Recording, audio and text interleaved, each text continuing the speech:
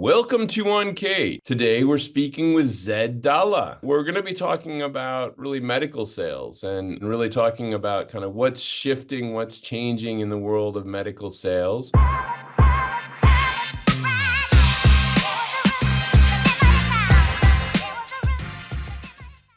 Zed is the founder of ZedMed, which is a company that focuses in this space and leveling up your sales team if you work in the medical device and the medical product space. And so it is clearly a topic for anyone that's lived through things like the pandemic, that everyone's got pharma and medicine and everything on their brain. And so we'll be covering a lot of that stuff off. But before we get there, Zed, tell us a little bit about you and your career. Yeah, for sure, Ben. I grew up in a small town that no one's ever heard of called Squamish, but I specialize in entrepreneurship at the Gustafson School of Business. I got into medical scale sales when I was 19 years old while I was at university, and I was just a competitive kid, like, hey, commission only job, let's do it, let's see what happens here. I joined a small biotech company called BTNX and was there for 10 years, but I went from sales intern to their VP of sales and was their VP of sales for 3.5 years. I went to a Goliath of a company in the medtech space, Stryker, for 4 years, leading their emergency care business in Canada. And within the last year, started my own gig, went back to my entrepreneurship roots and started ZedMed. So, I mean, congratulations. Starting something on your own is always exciting and thrilling and challenging. So tell us a little bit about the ZedMed story. Yeah, for sure. It's been something that's been on my mind. It's actually a few of my executive coaches have kind of pushed me in that direction. And at the end of the day, have you heard of Ikigai? I don't even know if I'm saying that right, but Ikigai. Ikigai. No, So tell me what that is. Yeah. it's just the center, the epicenter of what you love doing, what can impact the most Uh, people, and finding your purpose. And this is it. I love sales. I love healthcare, and I've by being in the space for 14 years in Canada and the US, consumables and capital. Now is the time, small company and big company. Now is the time to kind of give it a whirl. And I've absolutely loved it working with small to medium sized teams and helping them work on different strategies, go to market strategies, sales plans, sales strategies, working with their sales teams. Because oftentimes there's a bunch of sweet innovation out there in the healthcare space. And mhm. a lot of times that's done and founded by engineers who might not have experience that I wish I had when I started. And Yeah. so it's been a really cool project and been fun to work with a lot of cool people too. Well, I mean, it's great. You know, you're coming up on your first year, your full first year with ZedMed. Tell me a little bit about what's on the mind of customers right now. Yeah, I think something that's been coming up a lot is preventative medicine. Is There's a lot, I think since COVID, a lot of us started to gain an understanding of like, hey, we need to take ownership in our own healthcare journey, Hmm. and start getting proactive instead of reactive. And what are some things we can do? So there's a ton of information out there, but um, I think innovation surrounding how do we translate a patient's journey throughout a hospital system or throughout a continuum of care is important. And especially in preventative medicine, of how does an individual take ownership of their own kind of journey has been empowering, but it's also resulted in a lot of cool innovation too.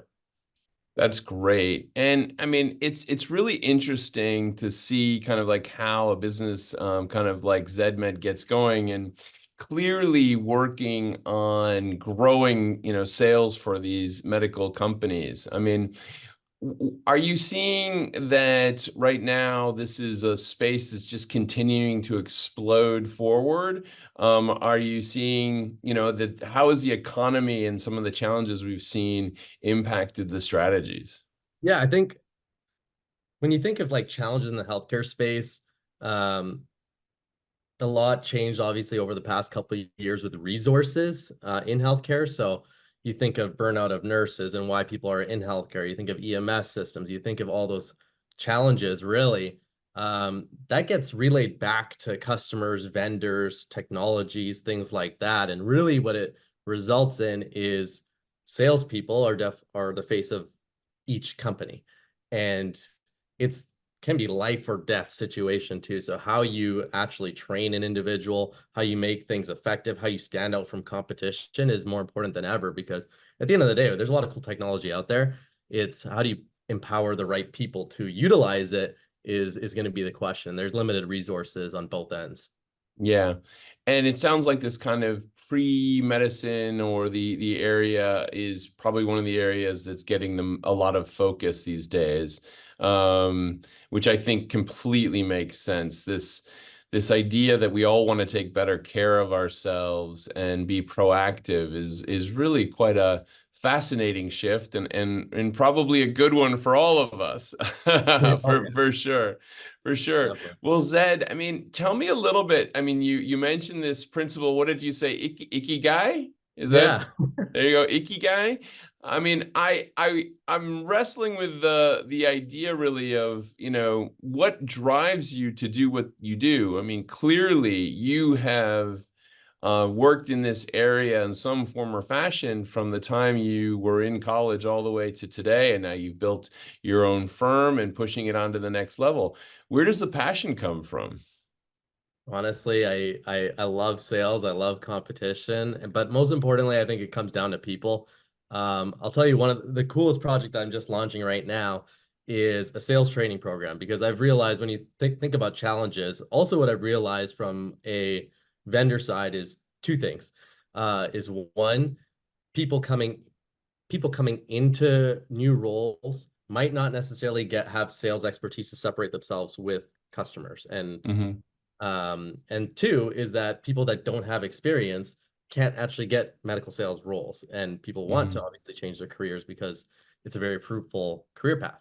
So it's kind of a chicken or the egg scenario. So I'm fixing that problem by going through something that I love the most when I think of Ikigai. It's something that I thought about in my yearly reflection, is something that I love doing the most is sales training. And I've trained a lot of salespeople and seen a lot over the years, but it's been really cool to be able to see how I can play a role in someone's career. And that's the thing that motivates me, where I'm super passionate, is someone else's wins become my wins now. And seeing someone succeed and really change the course of their life is impactful for me. And it also results in better patient care. So Zed, one of the things that I've noticed in other business verticals, business segments, is just the wealth of technologies. First it was just basic CRM systems, and now there are just so many different products that are coming out with generative AI tools, et cetera, to support sales. I mean, what are you seeing in your space in terms of the impact of technology? I mean, it's your partner, but it can't be relied on. I think there's a lot of I think the days in medical sales where, or just in sales in general, there was a time where it used to be super tailored. You think about handwritten notes, like we'll use handwritten notes as an example. Handwritten notes Hmm. were a thing by Harvey McKay 40 years ago. You're selling print, like you're doing whatever, and you're sending handwritten notes. Then we Hmm. went to, okay, we have some data now. We have some technology. So then it became a shotgun approach. Like we're just gonna flood everyone, send a bunch of emails and see what kind of hit rates we got back. We're gonna analyze all this data. Now we're getting to a place now where precision is a theme now. So it's kind of like, you know what? Handwritten notes are pretty cool now, and they're back in. So it's combining the two and using it maybe as a baseline. So when you think Chat GPT or whatever, it can get your baseline, but you sure as heck better not use that as your only thing that you're using. So use data to partner with you, but still act with precision, I think is the key. Yeah, that's a really, really interesting shift and change. You're trying to find that kind of precision balance that is the right thing going forward. But here's Ed. I mean, we're in the early part of 2024. You're in let's say sunny Vancouver, sunny 5 days, But nobody Vancouver. ever, but we'll take it. Well, let's say sunny Vancouver. But I mean, what do you see on the horizon for this year? You know, this year, I think in healthcare particularly, I Yeah. think there's going to be a lot of there's a lot going out there with innovation. As I kind of talked about, data transfer is going to be super key. So digitizing health has been a thing for the last 15 years with EMR systems, absolutely. but I think getting the actual right people to lead projects and implement them is going to be key. When I think of that to tell a patient's story to improve patient outcomes, that's like monumental, will be a huge shift. So the alternative really becomes is how does a patient take ownership in their own journey? So as I mentioned, preventative health, we're going to see more in pharmacies playing a role. We're going to see more people. Obviously, you can't get into the road of WebMD and self-diagnosing. You should always consult your Mhm. doctor, of course, but being able to take advantage in using technology to support your own journey and advocate for yourself, I think is the key, really. And it comes down to technology. It sounds like there's a lot of change afoot, but that's really no surprise. I mean, clearly, this is one of the fastest growing industries in the world, if not the fastest growing industry. And certainly for companies that want to bring new ideas to the table, they need support. And so that's, I think, where ZedMed fits in and finding the way to tell those stories in the most effective ways. Totally. Zed, tell me a little bit. I mean, if someone wanted to reach you and learn more about what you and ZedMed are up to, where's the best place to find you? My number is no, I'm just kidding. LinkedIn works. I respond there.